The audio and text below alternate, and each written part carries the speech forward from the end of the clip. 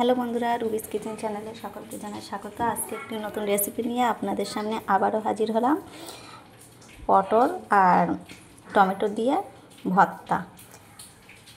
আশা করছি আপনারা আমার এই রেসিপিটি অবশ্যই প্রথম থেকে শেষ পর্যন্ত দেখতে থাকবেন আর লাইক করবেন, কমেন্ট করে জানাবেন কেমন হয়েছে, আর বেশি বেশি করে সাবস্ক্রাইব করবেন। তাহলে বন্ধুরা চলুন আমার রেসিপিটি শুরু করা যাক।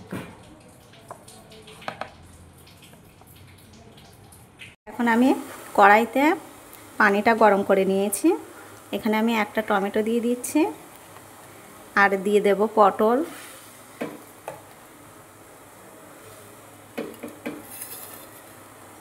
একটা লঙ্কা আর দিয়ে দেব কয়েক টুকরো রসুন। এগুলো আমি একসঙ্গে সিদ্ধ করে নেব। ঢাকনিটা লাগিয়ে সিদ্ধটা করে নেব। বন্ধুরা এখানে আমি 10 মিনিট সিদ্ধ করে নিয়েছি। দেখুন পুরোটাই সিদ্ধ হয়ে গিয়েছে। এখন আমি এগুলোকে নামিয়ে নেব। বন্ধুরা এখানে আমি তুলে নিচ্ছি। বন্ধুরা এখানে আমি টমেটোর খোলাটা ছাড়িয়ে নিয়েছি। আর এখানে আছে কয়েক টুকরো রসুন, এটাও ভালোভাবে সিদ্ধ হয়ে গিয়েছে। এই দেখুন আমি হাত দিয়ে এগুলোকে মেখে নেব। পটলটাও খুব ভালোভাবেই সিদ্ধ হয়ে গিয়েছে। একসঙ্গে এগুলোকে ভালোভাবে আমি মাখিয়ে নেব। আর যে লঙ্কাটা সিদ্ধ করতে দিয়েছিলাম এখানে আমি পরিমাণ মতো দেব। লঙ্কায় প্রচণ্ড ঝাল, সেই জন্য আমি অর্ধেকটা নিয়েছি, আর প্রয়োজন হলে আর অর্ধেকটা আমি পরে দিয়ে দেব। দিয়ে একসঙ্গে ভালোভাবে মাখিয়ে নেব।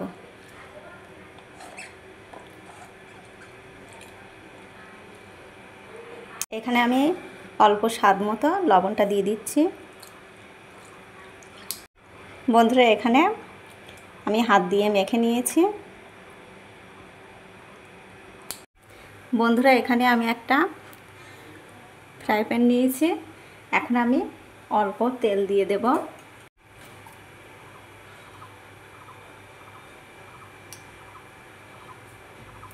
এখানে আমার বেশি তেল লাগবে না। বন্ধুরা এখানে আমার তেলটা গরম হয়ে গিয়েছে। অল্প গোটা জিরে, একটা শুকনো লঙ্কা আর কিছুটা পেঁয়াজ দিয়ে একটু পেঁয়াজটাকে আমি একটু লাল লাল করে ভেজে নেব।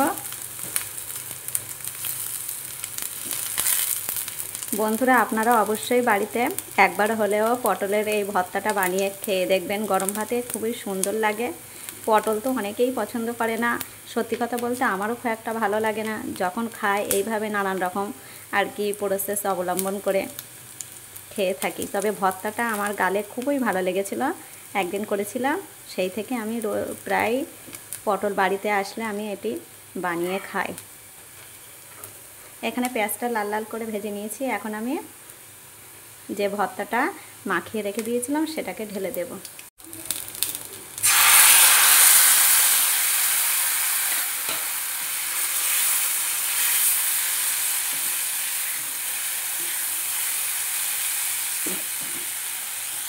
বন্ধুরা আমি অল্প হলুদ গুঁড়ো দিয়ে দিয়েছি। আপনারা চাইলে নাও দিতে পারেন, কিন্তু একটা ভালো সুন্দর কালারের জন্য আমি দিয়েছি।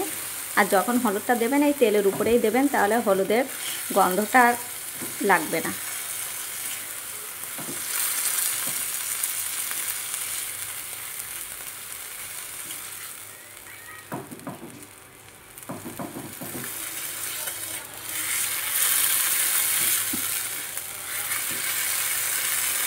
এইভাবে নাড়াচাড়া করে পটলের ভিতরে যে বাড়তি পানিটা আছে সেটিকে একদম শুকনো করে নিতে হবে, তাহলে খেতে খুবই সুন্দর লাগবে।